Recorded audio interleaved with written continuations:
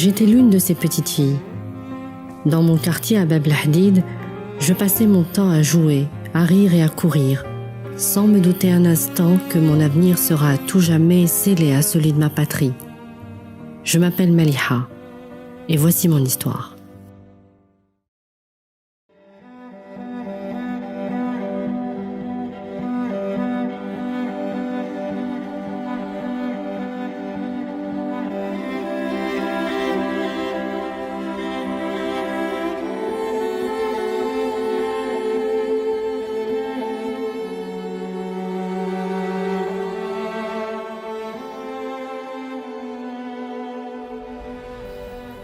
En franchissant le seuil de la demeure de Hajj Abdelhamid, nous étions loin de penser qu'on allait revivre cette journée noire du 13 avril 1959 avec une émotion intense.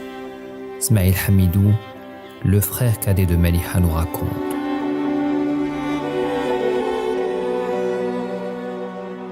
الشهيدة مليحة هي الكبيرة في العائلة كما يقولوا ليني. أنا نعقل عليها، كانت في عمري 9 سنين كي كانت تخدم في النظام في 59. توفات هي في 59، كانت عندي 9 سنين، بصح ما كانش على بالي بلي راه تخدم في النظام. كنت نشوف المجاهدين يجيو يدخلوا بصح ما على باليش. Bab el Hadid, situé à quelques mètres du sinistre quartier général des services spéciaux, c'est là qu'est née en 1942 Maliha Hamidou. Comme toutes les petites filles de son âge, elle intègre l'école primaire de Blas el-Khadem. اسمها العائلي الحقيقي هو جنات، وجنات هو الاسم تاع حنا، وزاد لها اسم آخر مالحة كانت عزيزة عليه، كان يحبها بزاف، وكي كان ماشي حج حبت تمشي معاه ووصلها، مشى حتى للجزائر، عباها مع الجزائر وعاود ردها وعاود ولا خطر هو كي مشى للحج مشى كاين ديليغاسيون، مشى أدى فريضة الحج وتوفى في الحج. كيف احنا خلانا صغار ما نعقلوش عليه. Après la disparition de leur père, la famille Hamidou va vivre des moments très difficiles. Mort au lieu saint de l'islam, El Hajj Abdelhamid était un exemple pour ses enfants. الأب رحمة الله عليه اسمه عبد الحميد ولد الحاج بن عودة حميدو، كان يدرس اللغة العربية. هو كان يهتم بزاف بالتصوف، ومن مؤلفات تاعو في التصوف السعادة الأبدية لأبي مدين سيدي بومدين، لو بونور إترنال. كان يهتم بالتصوف وقدم دراسة بالفرنسية، مؤتمر مستشرقين المونتاليست تاع ابن تريكي وبن مسايب بالفرنسيس. إذا كان عضو في هذيك الجمعية تاع المستشرقين.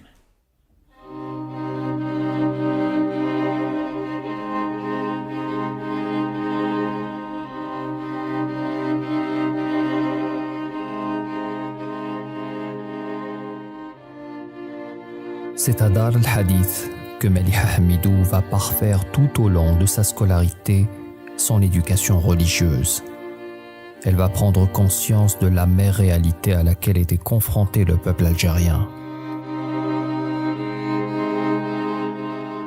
Dar el-Hadith va littéralement forger en elle la future Fidaya.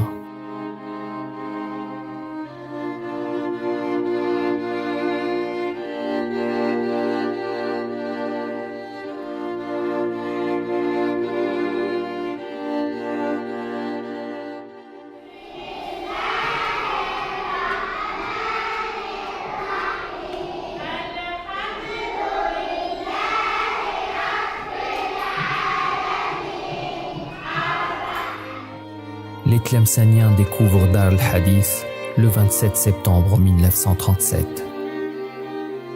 Le bâtiment est inauguré par Cheikh El-Ibrahimi, qui avait élu domicile à Tlemcen en février 1933. Les visiteurs découvrent qu'il ne s'agit pas d'une médersa ordinaire comme il en existait à Constantine, Sétif, Tébessa ou Alger, mais un véritable complexe culturel d'architecture hispano-mauresque. Ben Badis, parlant plus tard d'Al-Ibrahimi, le qualifiera de Muhyi Tlemcen, l'homme qui a ressuscité Tlemcen.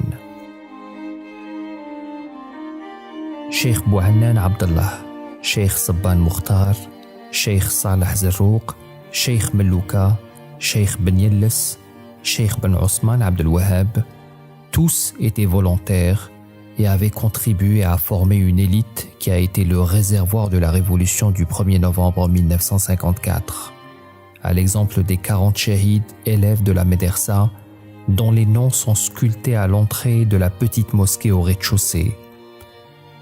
Parmi ces shahids figurent le colonel Lotfi et d'autres valeureux fidayines. La Moudjahida Wissi Awali est passée par Dar al-Hadith. Elle témoigne d'une époque où on façonnait l'esprit nationaliste et éveillait les consciences contre le colonialisme.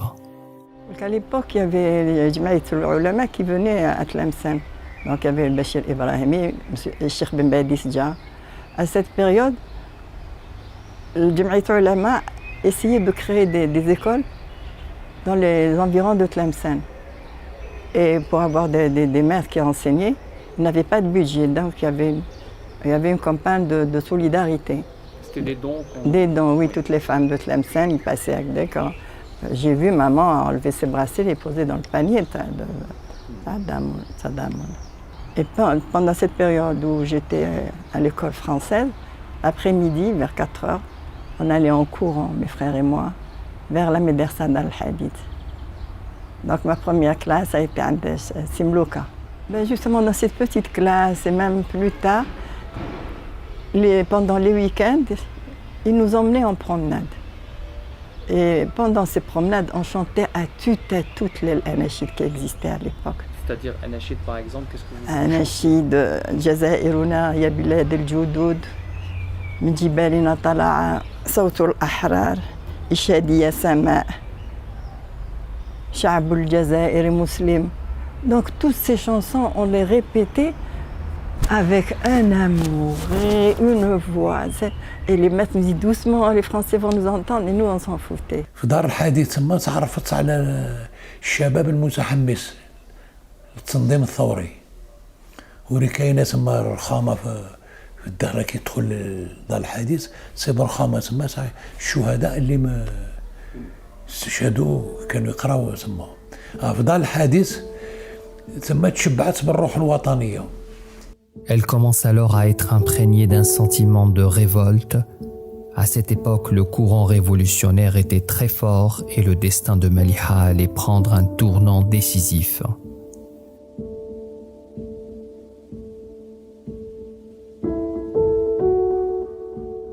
Durant ses études secondaires, pendant ses années de scolarité jusqu'en classe de seconde, elle s'engage activement dans les rangs des fidayines.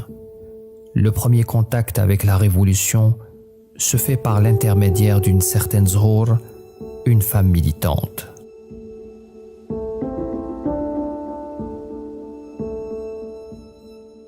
بعد ما اتصلت بها هذه الزهور وقبلت مالحة كي عادت للدار حكات للوالدة والوالدة وافقت باللي تساعد الثورة.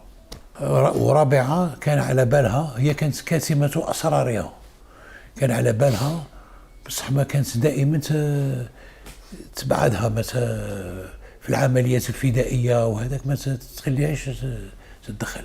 Le FIDA réel, les années de braise réelle de Tlemcen, c'était à partir de janvier le 56. Dès le 17, 18 et 19 janvier, à la mort du docteur Ben Serjeb, on dirait que les éléments étaient prêts pour faire avancer la révolution. Et un très grand nombre de jeunes ont été immédiatement pris sous le coup du FLN, où ils ont formé les premières sections, non pas de gens qui allaient faire la guerre au Jbel, mais c'est des gens qui allaient faire le FIDA. Et pourquoi le FIDA avait réussi à Tlemcen? C'est parce que la structure de la ville, une ville traditionnelle où il était impossible à la France de suivre les gens. Ce qui s'est passé à Tlemcen s'est passé à Alger et à Constantine. C'est les trois villes où le FIDA était très important. Donc la ville était presque préparée pour ce genre de choses. Il y avait une préparation. J'ai moi-même assisté à une assemblée au niveau de la muraille de Bebs-Boumdine, où j'ai entendu parler quelqu'un pour dire que la révolution est là, vous devez faire partie. C'est-à-dire que le mouvement s'était déjà fait et j'ai assisté à cette assemblée.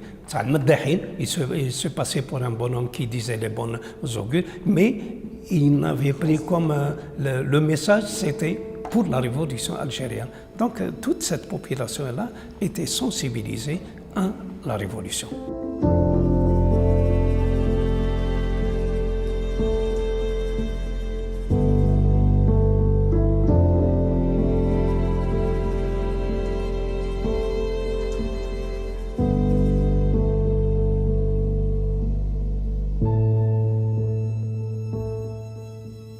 À Tlemcen, de temps en temps, on le tient, telle personne a été arrêtée. Je demandais pourquoi. Parce que Ouattani, dans les environs voisins, mon oncle qui est notre ami, Rafel Habs. Pourquoi est-il en prison? Parce que Ouattani, il y avait beaucoup de gens de Tlemcen. Vous ne compreniez pas ce que ça veut dire? Je ne savais pas ce que c'était que le Ouattani. Ouais. Puis un beau jour, j'ai demandé à papa, j'ai dit, papa, qu'est-ce que c'est le Ouattani? Alors il m'a dit, le Ouattani, celui qui aime son pays et qui le défend, même en donnant sa vie. C'est ça, le Ouattani. Et ma fille, cette terre est la nôtre. Pour parler un peu de l'implication des jeunes filles durant la période de révolution, le nombre était important.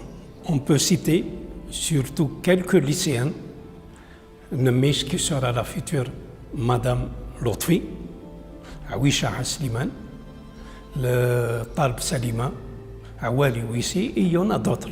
Je ne peux pas les citer tous, mais il y en avait un grand nombre. Il y avait aussi des jeunes filles qui travaillaient dans le tissage, dans le truc, mais qui étaient impliquées. Mais ce qui est le plus important, que l'implication, c'était surtout des jeunes lycéens qui donnaient une action très importante. Cela veut dire que c'était des gens qui connaissaient ce qu'était cette civilisation française et ils n'en voulaient pas pour avoir une identité algérienne. C'est un élément très important pour la Révolution.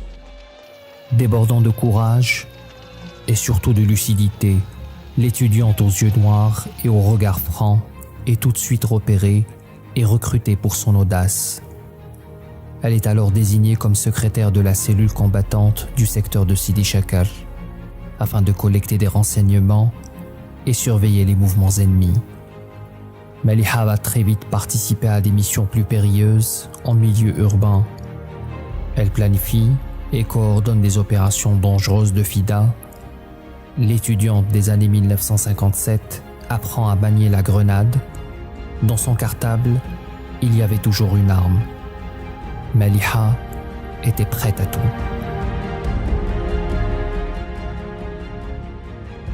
شو هي دورة حاسة ترصد الشخص اللي راه ماشي اللي حكمت عليه الجبهة بالإعدام.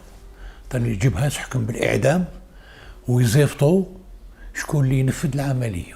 هذه الطريقة اللي كانت موجودة عندهم. كيعينوا فلان وخاصة كانوا يعينوا هذا بن حبيب جمال بن حبيب. هي تمشيه بون قبل ما تعبي الفدائي حتى هي ترصد وتشوف الطريق اللي دائما يفوز عليها الشخص اللي قاصدينه. الكابوس يكون معها في المحفظة تعطيه له ينفذ العملية، قد ينجح فيها ولا يفشل. وفي معظم الأحيان كانوا يفشلوا، كان المسدس يعطل لهم. كي إلا نجحوا ولا فشلوا يعودوا للدار لهنا.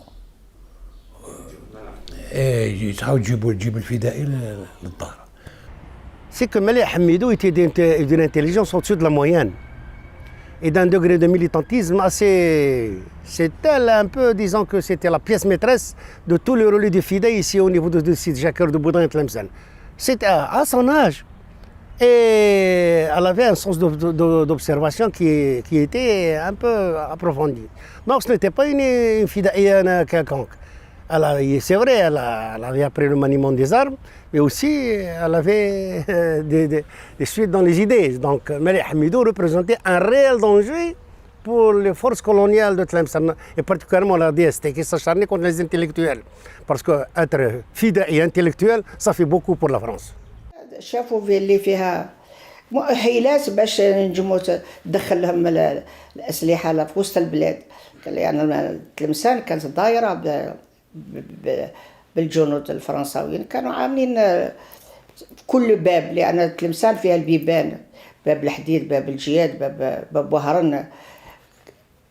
تما العسا اللي يفوت واللي يرجع يتقلب. خصوصا المرأة الجزائرية كانت تعمل الكسا وتعمل، هي ما كانت لا تلبس فرنساوية.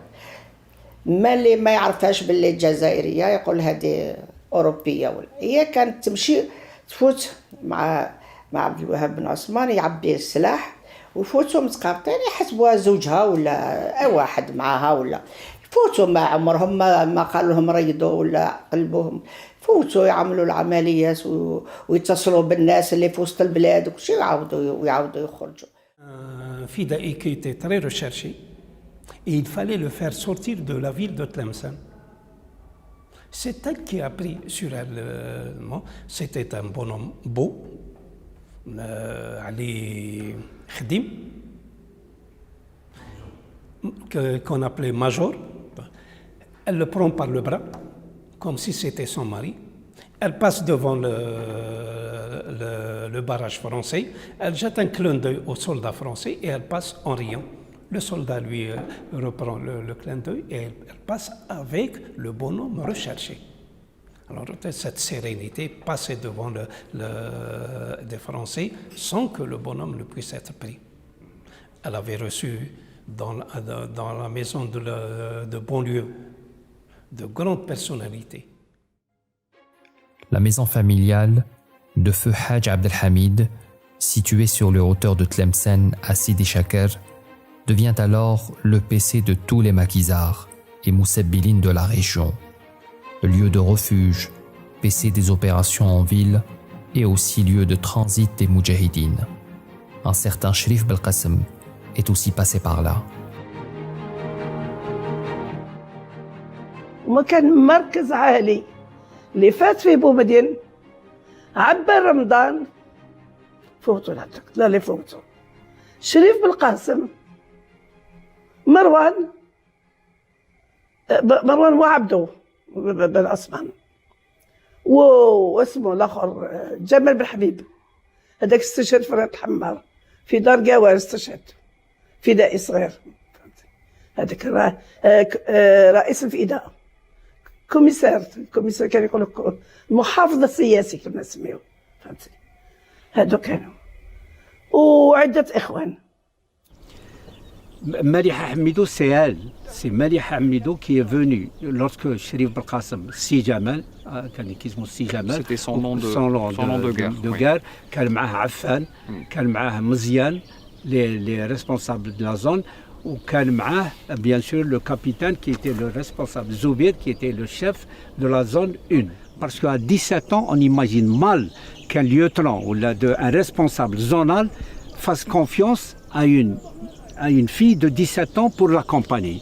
Donc c'est une fille qui avait un caractère très fort, c'est une fille à qui on lui a donné cette mission. لا من اللبسة الهيئة ديالها ولا من الجمال ديالها ولا من الهضرة، وكانت تلقن الفرنسية مليح، كانت تهضرها مليح، وكانت شجاعة ما تخافش، ما تبينش عليها الخوف. Au printemps de l'année 1959, le combat s'intensifie contre l'oppresseur. Les forces coloniales sont harcelées en plein centre-ville. On assiste alors à une répression sauvage. Beaucoup de fidéines et de maquisards tombent au champ d'honneur, les armes à la main. D'autres sont achevés sous la torture. Une épreuve douloureuse et un coup sévère aux forces du réseau des cellules combattantes. Certains avoués sous la torture.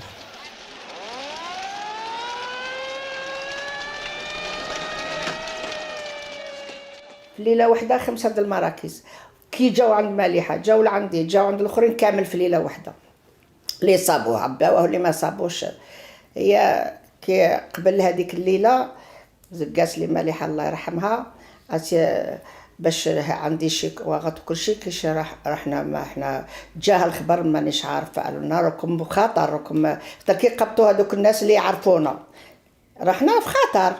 هي عرفتي كيش نعمل هذوك الوثائق ديرهم عندي كل شيء تعبيهم عند بوزينه عند راجل اختي الله يرحمه كان يسكن في الحومه الاخرى. كي بايسه عندها في هذيك الليله بايسين مع 12 مع الوحده د الليل سمعنا العسكر جاو شفناهم من تحت الباب ردنا على كرشنا وشفناهم وماها مسكينه راقده ما ناضتش انا وياها ما رقدناش احنا عارفين باللي راحنا بيوعين. هي كي الصباح كي جا كوفغ فو هي انا خرجت قلت لها بخا الله خير قلت لها مالي انا نمشي خصينا قالت لي روح الله يسهل عليك بسني مسكينه منا الله يرحمها خيتي الله يرحمها. قالت لي اتناها تجي خارجه اتاجي شو والله ما تخاف كون يقبطوني قبلك غير كونك مهنيه والله يعذبوني العذاب الشديد والله ما نجبدك.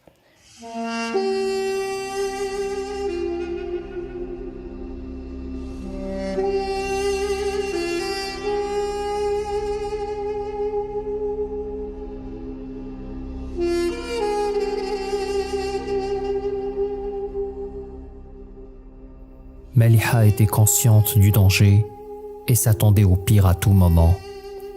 Elle savait sa jeunesse condamnée. Cette nuit de printemps de 1959, un commando des forces spéciales de la DST encercle sa maison. 13 avril, à 1h du matin, 1959, اقتحم الجيش الفرنسي بيت الشهيدة وانتزعها وفسكها من أسرتها. Quand ils sont rentrés à la maison, ils ont dit Maliha, tout de suite elle s'est levée, elle a dit c'est moi, la tête haute. Non, ça dit c'est tout le monde qui en témoigne, la tête haute, elle dit c'est moi. Elle avait répondu au policier elle se fait tout, c'est un réflexe naturel. Elle aurait pu, au contraire, se camoufler, essayer de fuir. Non, elle s'est levée, elle a dit c'est moi Maliha. Donc, elle رفضها وعباها خرجوها للبيع عاودوا ولا سردت البارطو ديالها عباوها.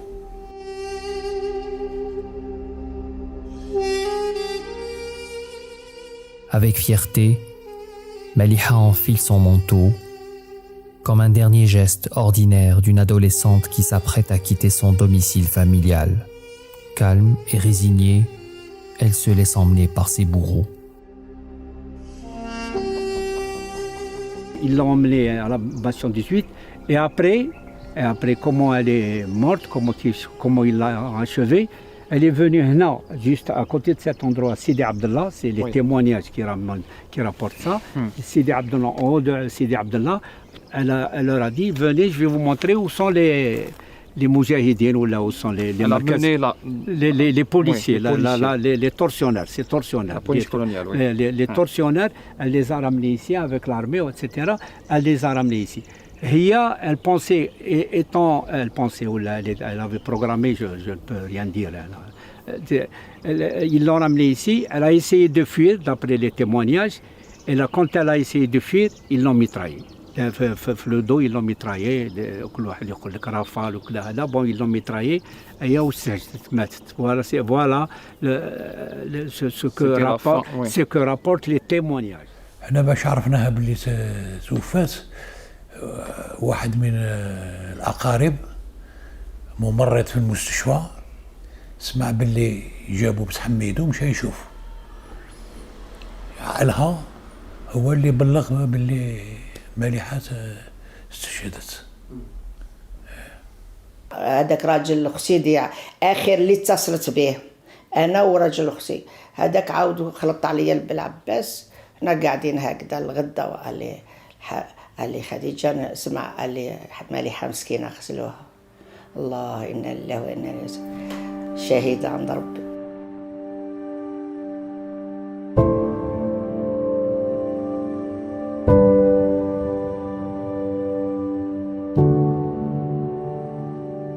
L'héroïne de Sidi Chaker est morte. Sa mère se rend à l'hôpital pour identifier le corps frêle d'une jeune fille criblée de balles et portant des traces de torture.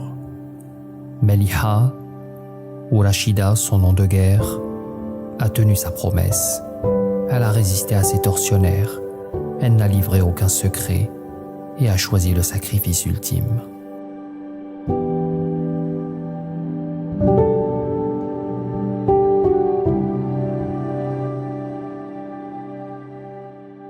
Moi, à l'époque, j'avais 10 ans et je me souviens de l'institutrice ce matin-là. Il affichait une grise mine. Ils étaient un peu gênés du fait que leur France civilisatrice, j'allais dire ça, a exécuté une jeune fille de 17 ans au corps frêle et d'une manière barbare. Donc, et puis avec le temps, Meliha Hamidou est devenu presque une source d'inspiration pour toutes les jeunes filles.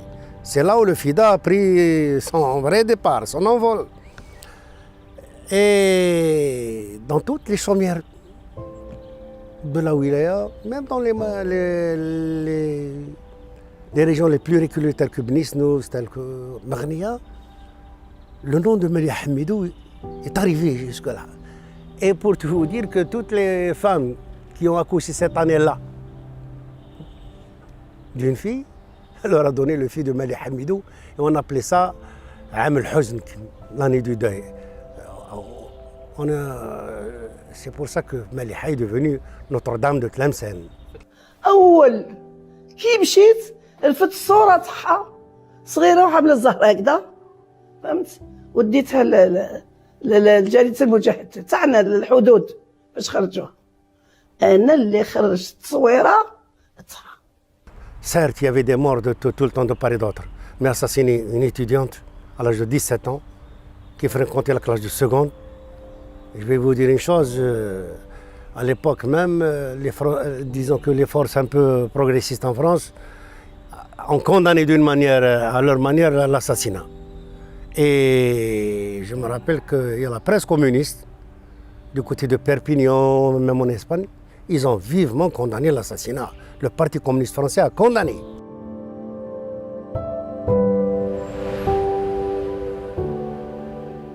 ندافع عن قضية باعتبار أن هناك من يرفضها. C'est une nouvelle génération de lycéennes qui, à l'occasion de notre venue, consacre un cours à cette icône de la révolution algérienne.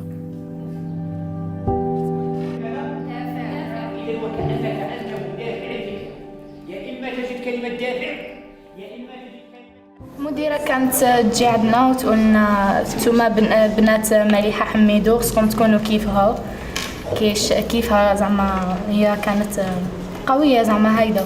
Si maintenant on est colonisé par un pays, qu'est-ce que ça va être? Est-ce que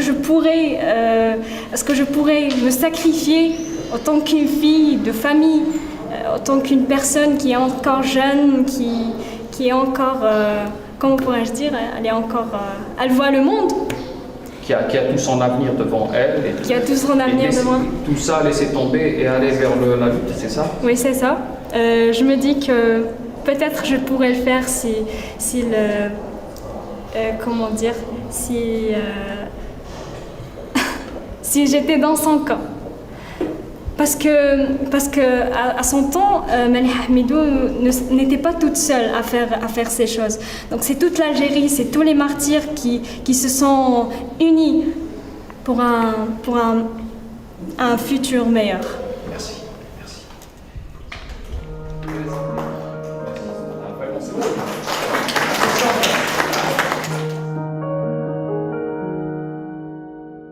Le lycée de jeunes filles qui portait le nom de l'EPS a été baptisé du nom de la Shahida Maliha Hamidou, elle-même ancienne élève de cet établissement jusqu'en classe de seconde avant de s'enrôler dans le FIDA.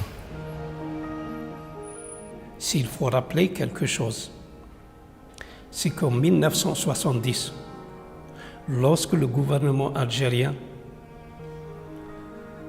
avec Boumediene à sa tête, sont venus à Tlemcen pour le programme spécial de Tlemcen, la remise des prix de fin d'année a été réalisée dans ce lycée, à Maliha Hamidou. Et c'était Boumediene qui avait choisi Maliha Hamidou et non pas le Ben Zarjab. Ben Zarjab, pour la sécurité, s'y prêtait mieux qu'un autre lieu. Mais il a préféré parce que c'est le nom de Maliha Hamidou qui était dans cette nom. Tlemcen a fait offrande de sa jeunesse pour la patrie. Maliha Hamidou, peu connue, symbolise pourtant le martyre et le courage de la femme algérienne pendant la longue nuit coloniale. Très peu en Algérie connaissent pourtant le dernier mot de Maliha, griffonné sur un papier pour sa mère juste avant de partir. À toi, ma mère, mon socle, ma vie. Je sais combien ma mort va être douloureuse, insupportable. Je te demande pardon. Pardon de t'infliger tant de peine. Sache que mon combat n'était pas un choix, mais une certitude, une évidence. Ne pleure pas, je t'aime.